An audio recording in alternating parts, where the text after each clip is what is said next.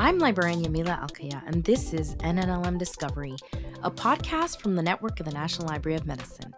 Today's episode is Open Science, a story from the National Library of Medicine.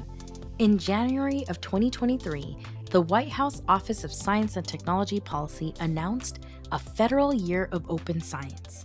You might be asking, what is open science? Haven't we always done open science at NLM? So, a quick example why this is important. Artificial intelligence. It seems like everything we do comes back to AI in some way, and this story is no exception. AI is only as good as the data sets that are used to train it, so the quality and reliability of data is really important. So are issues of security, bias, consent, and privacy. This is where open science comes in. It's all about sharing research in an effective and equitable way. Let's jump right into my discussion with two of our very own NLM experts who have spent the last year working on this multi-agency open science initiative. All right, so we're rolling. Let's start off by just identifying yourself and saying your job titles here at NLM. Yeah, so my name's Lisa Federer. I am the acting director of the Office of Strategic Initiatives here at NLM. Sure, I am Maryam Zaringhalam. I am the Data Science and Open Science Officer sitting in the Office of Strategic Initiatives at NLM. Okay, most important question. For someone who has no idea, what is open science? We have a federal definition for open science that was unveiled at the start of 2023. And it is the principle and practice of making research processes and products available to all while respecting diverse cultures, maintaining security and privacy, and fostering collaborations, reproducibility, and equity. So this is the first time that we have a consistent definition across all of the US government around what open science is and also what we're trying to achieve by advancing a more open way of doing research. Open science is an umbrella term for a range of scientific practices that involve making the products and processes of research open. So traditionally, you would go to the lab, collect some data, do some analysis, write a paper, you'd submit that paper, and then that paper may or may not be open access for people to read without a subscription. But open science involves really all of those products and processes being made open. So the data is available for people to use. In many cases, the software and code that you use to wrangle and analyze it is available. Of course, the literature is available. So it's really important because it allows people to have a better view into that scientific process and understand how is this information collected, how did the scientist come to the conclusion that they do in their paper. But it also gives people the opportunity to reuse some of those things. So potentially data is out there that is useful to a study that I'm interested in doing, and I don't have to take the extra time and funding to collect that data again. I can go and find it and use it for my research. So, what is the National Library of Medicine's role in open science? Yeah, so NLM is a library, right? And libraries are all about connecting different audiences, different users of our resources with the information that they need in ways that, are meaningful to them. So as a library, we're really, I see it as really baked into the mission and what we have done over the last 2 centuries is really connecting people with information that they need, which is really at the center of open science. So there's a lot of researchers who are interested in doing this sort of for the good of science. And there's also people that will be required to do it because policy says that they must as a condition of their funding. So I think NLM plays a really important role in being that place that people can go to put their research, to put their data, and also to be a trusted source of data. So with more and more data available out there, more and more repositories, it can be a challenging landscape to figure out where do I get the best quality data? And just as NLM has been a source of trusted health information in the past, we are a source of trusted data as well.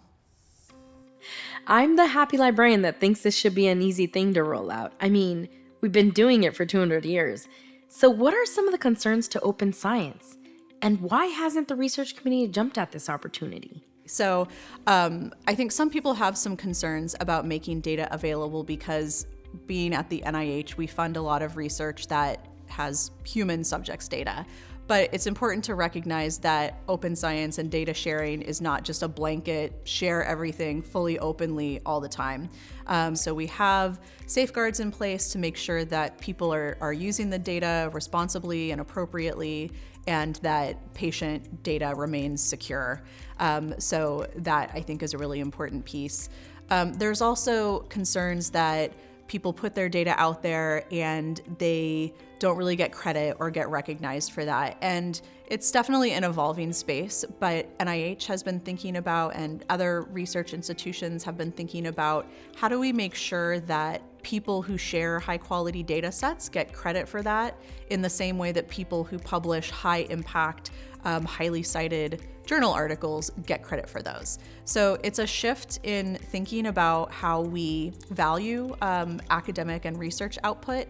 But now that we have these resources like repositories to make data available, we now have a way to surface those and get them, out of your lab drawer or off of your hard drive, and have them in a place where people can see them and therefore can reuse them and can reward them. Thanks, Lisa. That's quite the shift in thinking. So, Maryam, tell me more about why is open science important and what impact does this have on science and research? We're giving others an opportunity to sort of look under the hood of what sort of underpins the discoveries that we've made, the data sets, the codes, so that they can, reuse them, so that they can verify them. And that really makes our research more robust, more reliable, more trustworthy, the more opportunities that we're giving to sort of promote and enable that transparency and that accountability, and ensure that science is self-correcting if it needs to be, or that we can feel really, really confident in the results that we have because we've given those opportunities to verify. So if we are going to achieve the goals of open science, we have to make sure that we are sort of thinking about communities that maybe don't feel like science is for them, who were maybe told in the 8th or 9th grade that they weren't a science person. And so what are on-ramps that we have to bring people into the processes and products of research? Not that they have to become a scientist or a researcher or a science nerd, but to kind of demystify what we're doing as a scientific and research community. And so that's where I see the sort of relationship between equity and open science. It's thinking about what are the needs of these communities that we want to connect to those processes and products, and what are the tools that we have, as a library to enable those connections. That leads into my next question perfectly. This is NNLM Discovery. So how is the NLM able to help spread the word of open science to communities across the country? So I think one of NLM's greatest assets in open science, and particularly in, how do we increase access for all of the different communities across the country while respecting diverse cultures and promoting equity. And I see the network of the National Library of Medicine, which has over 8,000 points of presence across the country, as really the roots in the ground for NLM and a great connection point between NIH and all of the different communities across the country, in not only sort of delivering information, but also creating opportunities to get input and information back to us as this sort of like bi-directional engagement relationship that I see as really important to advancing open science. Also, the role of training librarians. They do a huge amount of outreach and training to librarians, which I think is a really powerful investment, because then those librarians go out to their communities and they're able to spread that knowledge as well. So NNLM is definitely doing a lot to drive these efforts as well. Oh my goodness, thank you both so much. You've described the important role of NNLM so well. That's exactly what we do. I think someone new to our podcast will understand our important relationship to NLM from that response that you gave us. So 2023 was an important year. Describe for us, what was the year of open science? Yeah, so the year of open science was this effort that spanned across the US government agencies. So 17 federal agencies and departments signed on, saying that 2023 would be a year of open science. And the idea was to promote adoption of open science, to raise awareness of what open science is and the various benefits that it can have, to advance policies across the government that promote more open, equitable, and secure ways of doing research, to support and strengthen infrastructures that enable access to federally funded research, and to create opportunities for training and capacity building so that we're really making sure that as we're spreading the word about open science, we're also building a workforce and opportunities to really be able to tap into the potential for open science. So NLM was one of the agencies that participated, and we really focused a lot this year on just communicating what we're doing around open science. This is not anything new to NLM. We've been doing open science before that was even really a term, making literature available, making data available. So for us, it was partly just about helping people to realize, like, oh yeah, this is open science. Like, this is not a game-changing, totally new paradigm. This is actually something that we've been doing for quite a while. Federal agencies working together to improve and enhance science. That's amazing. So I've got the list of agencies in front of me. I just want to read off a few. There's obviously the National Institutes of Health, the National Science Foundation, NASA, CDC, and these are just a few of the agencies listed on this paper. To end our discussion, now that 2023 is over, what is the future of open science?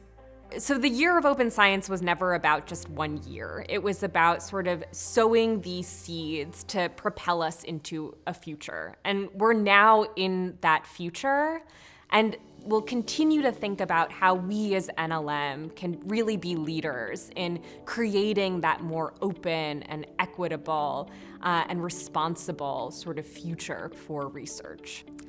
I'm very optimistic about the future of open science. I think that there are, of course, these policies that are moving the culture in that direction.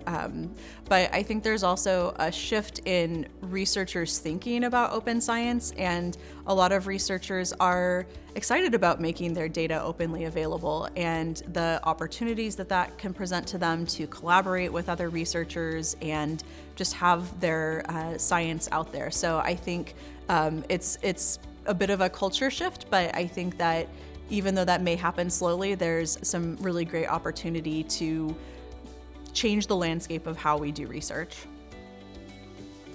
Thanks to Maryam and Lisa again for taking the time to talk with us. I think it's important to showcase how the NNLM and NLM work together to advance the adoption of open, equitable, and secure science. You can read more about the Year of Open Science on the NLM's Musings from the Mezzanine blog. NNLM's project director, Martha Meacham, contributed an article featuring Lisa and Maryam titled, Carrying the Momentum from a Year of Open Science Forward in 2024. We'll include a link to that article in our show notes.